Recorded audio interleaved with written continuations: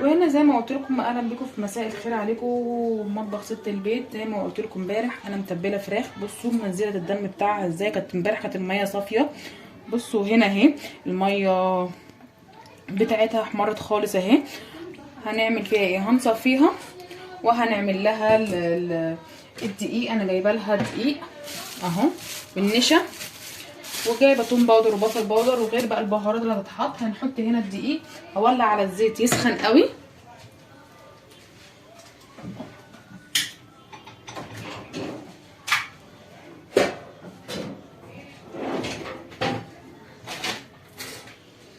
وهنا عقبال ما الزيت يسخن هنعمل ايه؟ هنجيب الدقيق بتاعنا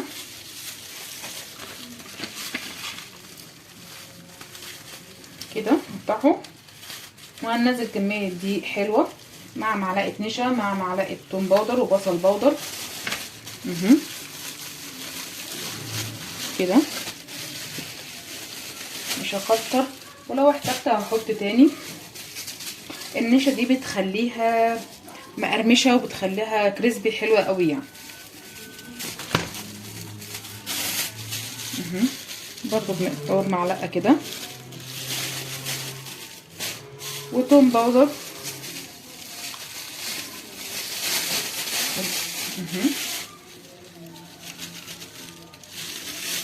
والبصل الباودر. انا جايبه لها خلطه كنتاكي زي الفيجيتار كده سبايسي، هعملها عليها كده اهو. حطيت التوم باودر والبصل الباودر. هنحط ملح،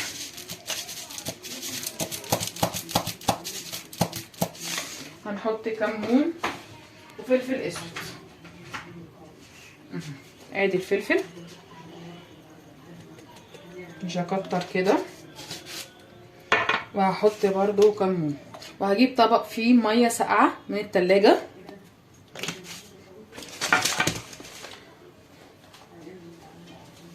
وهنا كده دي ميه ساقعه من التلاجة، هقول لكم ليه برضو كده. ونقلب ده كله الخلطه اللي احنا عملناها دي كده كلها اهي.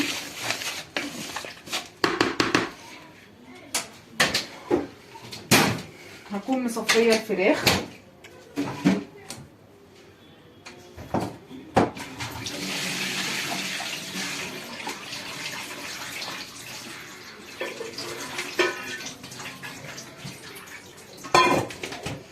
هنيجي بقى الخطوه التانية على النار. هناك الخطه بتاعتي اللي انا بعملها هنعمل ايه؟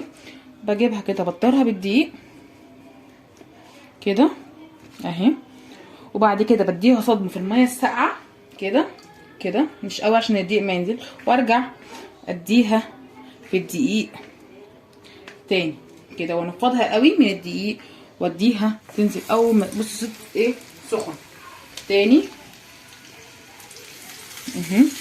كده كده واديها. ما مش لازم انزل الدقيق كله في الميه، وانفضها وانزلها غيرها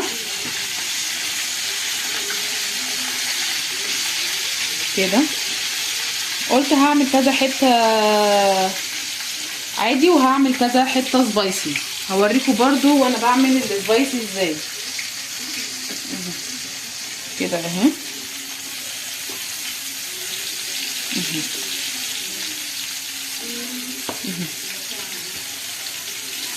السبايسي بقى بدل ما احطها في الدقيق تاني مره، لا هحطها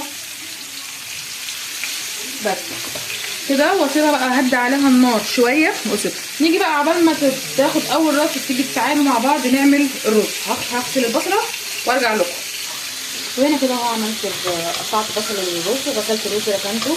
هنا اهو الرز هعمله هحمر البصلايه خالص، مش هخليها تتحرق، تصفر بس. وهبدا انزل فيها بقى التوابل بتاعتي كده اهو.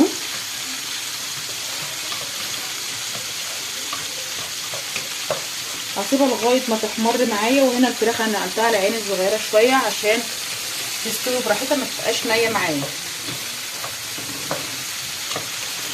شايفين عملت لونها ازاي الفراخ؟ ده لونها ذهبي وناشف وكريسبي حلوه قوي.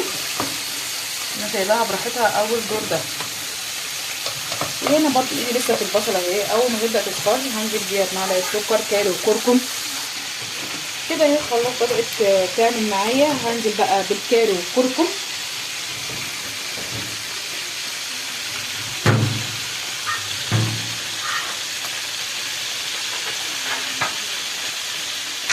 كده هنزل بالكركم الكاري اهو على البصل عادي.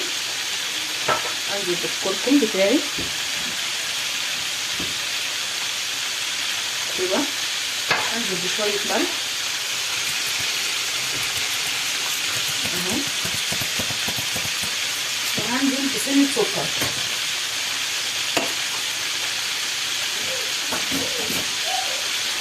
هنا كل التوابل بتاعتي زي ما انتم شايفين مع الكاري والكركم والملح. هحط كمون بس كده، وحطيت سنه سكر. هنعمل ايه بقى دلوقتي؟ هننزل بقى بالرز اللي نشوحه عليه. بسم الله الرحمن الرحيم كده. هنبدأ نقلب فيه لغاية ما يتشوح كله مع بعض.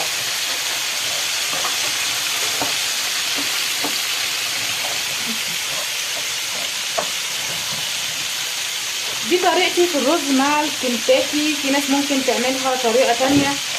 في ناس اللي بتعملها اللي هو الريزو، اللي هو بتعمل ببابريكا وصوص وصويا صوص وكاتشب والمستردة، اللي هو الصوص اللي بيتعمل فوق الرز من فوق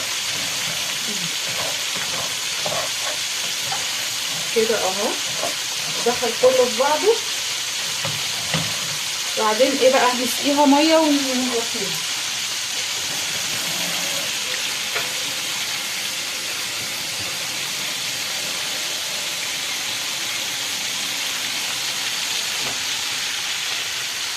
نسقي ميه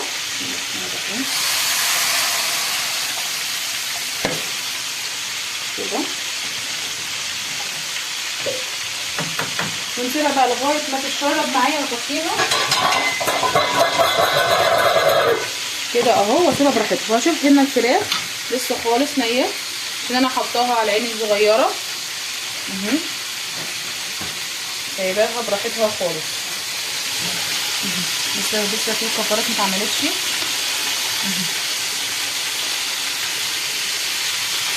عقبال ما اعمل الباقي تكون هي استوت. بصوا هنا كده اهو انا طلعت البارد خالص. بصوا النشا مع دي بيخلي الحاجه عندك هي صح، مش شبه بتاعت بره، مش شبه بتاعت الكنتاكي بتاع بره، مش شبه كده، بس حاجه صحيه ومعموله في البيت تضمني اللي بياكل ايه. بصوا عامله ازاي كده.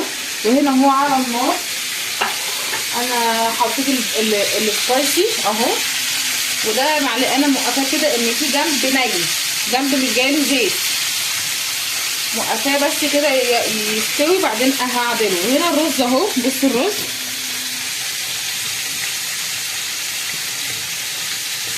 انا هديت على الرز خلاص دخل في السوا وهديت عليه. وعملنا كمان سلطه طحينه وسلطه خضراء، وعملنا بصوا سلطه طحينه، سلطه خضراء، بصل وطماطم وخيار. وبعدين بقى التوابل بتاعتي.